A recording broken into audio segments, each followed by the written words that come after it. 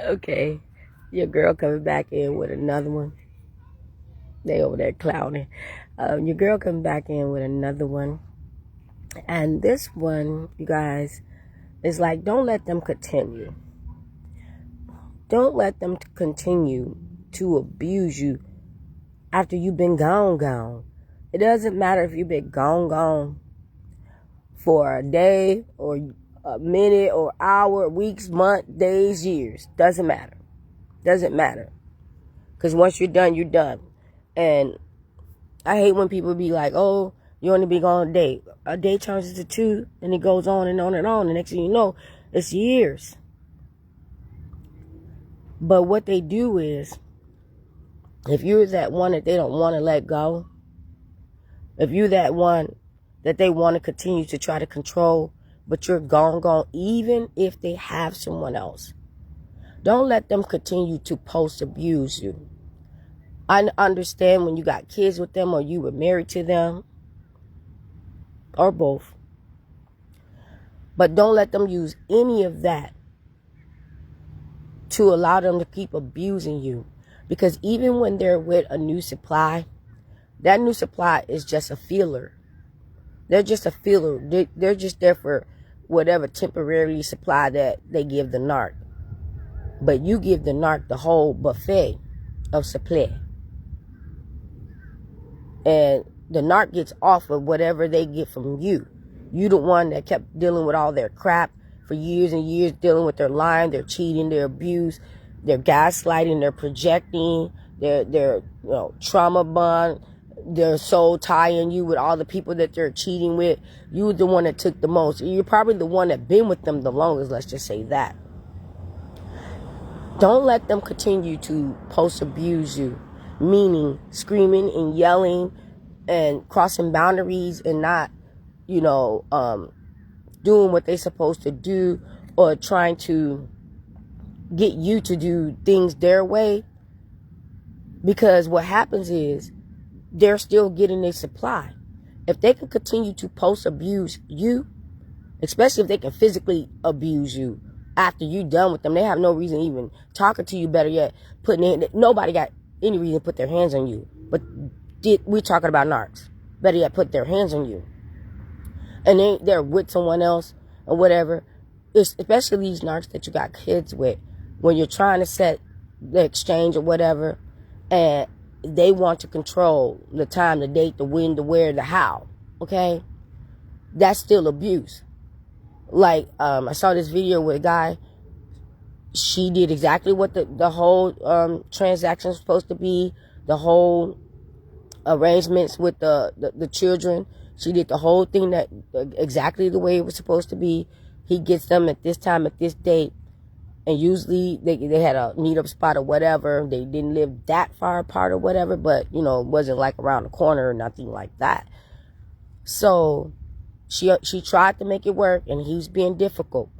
So she ended up allowing her dad to take the children to where they're supposed to be to get to him. And which was his mother's house.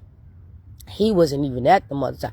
When they get these kids, some of them, I'll say some because I don't know, they don't be even having them. It's just control for you. All they're going to do is just bomb the kids off on their new supply or a family member or something like that, and then go about their way and act like that was their time parenting. And you can even ask the kids. The kids be like, we didn't do nothing. He wasn't even there. You can even ask the kids, especially if they're older or whatever.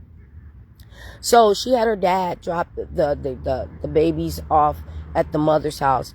He didn't even know the babies was there, so he's texting her like, where you at? I'm waiting to get my kids. And she's like, text her dad, like, didn't you drop the kids off at 9 o'clock this morning?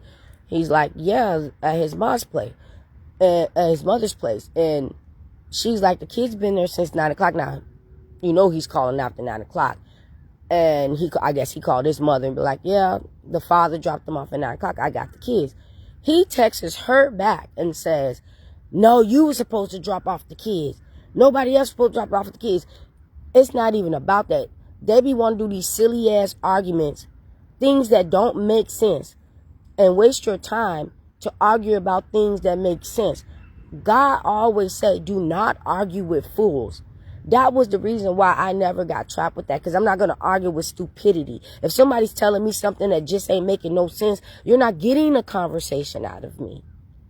You're not getting a conversation out of me. I'm not going to try to even explain how stupid you sound. That's not my problem. That's not my circus. That's not my business. That's not my monkey. That's not my clown. Okay? So that's what they try to do. It wasn't even about the kids. It was about him trying to control what she did and what he wanted her to do. And even if it was her to drop the kids off at 9 o'clock at his mother's place, he still wasn't there. He still wasn't there. Okay? So that's just more abuse, post-abuse after the relationship. And that's what you don't want. That's what you don't want. Don't let them abuse you, especially if you moved on. You could be married or engaged or whatever, have another, person, and they'll still think that they can control your life. My thing is, it was like this one narc I had, and he said something to me, but it was the tone in his voice, and it just made me click my head like I was the damn exorcist. Like, don't give me that damn tone. They still think that you belong to them. They think they can still talk to you any kind of way. They still think that they can do anything and say anything to you or make you do anything because it's them.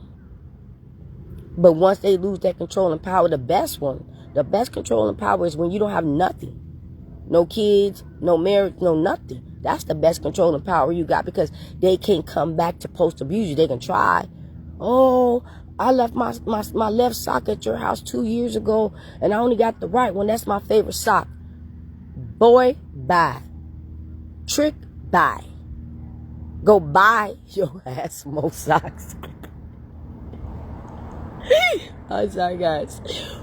But let me end this. It's basically, they will continue to try to be a part of your life in the most negative way if you allow it. If it get to the point, just keep your receipts.